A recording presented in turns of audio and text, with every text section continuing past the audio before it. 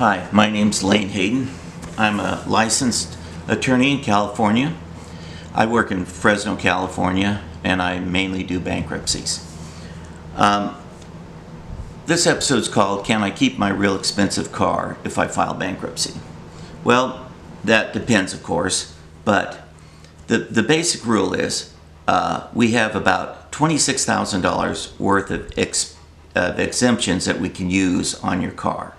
So theoretically, taking into account that you have to exempt a few other things like household goods, clothing, and things like that. So if you have, let's just go, instead of the full, it may be a little bit more than 25,000, but roughly, I don't want to go right to the edge. So let's say, you have 23,000 left over after you exempt your household goods. So if your car has less than $23,000 worth of equity in it, you can exempt it. So if you have let's say a new Corvette and it's worth $70,000, and you owe, $70,000, you can keep your car. If you have a Corvette and you have $20,000 worth of equity in it, well, you can use that equity card to exempt the Corvette and keep it. You may have very high payments, $1,500 or something a month payments on your car, and as long as you can pay for it, you can keep it. I guess there's a possibility that the trustee could ask you about that, but I haven't had that happen. I've done well over 1,000 bankruptcies. I recently had a client that had a 2015 Corvette Z06, and we booked it, and it was about $49,000 was worth. Well, he owed right around $49,000. Now, you can always argue that it was worth $52,000 or $53,000, but the trustee has to take that car if he wants to sell it. If he thinks there's $3,000 of equity in it, he has to factor in, he has to make all the payments on it. So he makes one payment on that car while he's trying to sell it. Well, it kind of takes the wind out of why you'd want to sell it. And, he has to insure it. He has to tow it, store it. In that car, you don't want it banged up or anything. It really changed the value. And you'd have run through an auction. And we're not talking Barrett-Jackson. We're talking, the local yokel auction, and you may get very little for it. There may not be people there that can, just come up with the cash to buy a $49,000 car.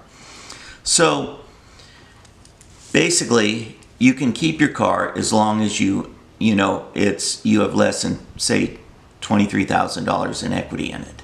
Now, that's contingent on the fact that you don't have to exempt a house. If you have to exempt a house, so the exemption tables work like this. If you're married, you get $100,000 equity that you can exempt on a house. However, you lose the $25,000 for the car. You only get $3,000 for a car. So if you're going to exempt a house, you need to make sure that the car is basically washed out from the financing. If you're single, you get $75,000 for a house. Doesn't seem fair, but that's how it works. If you're over 65, you get $175,000 equity for your house. So if you have a house that you paid for and it's worth $175,000 and you're 65, well, you can exempt the whole house and the court won't take it. So that's basically how the exemptions work. Now, as far as income goes, there are rules about income, and there, you probably need to talk to whoever you're going to file a bankruptcy for, to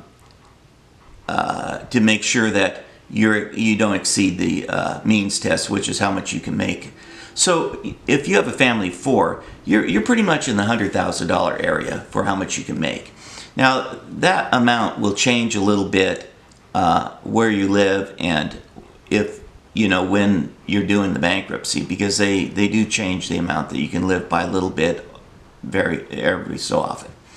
So right now in Fresno, you can make I think $55,000 for one person and $79,000 maybe for 2 people, and around 100 or so, for 3 people or 4 people.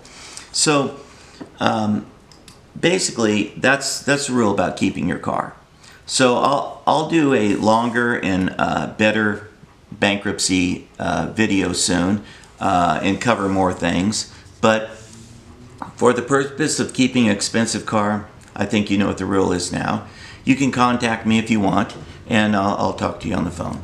My name is Lane Hayden, and I do bankruptcies in Fresno. Thanks. Bye.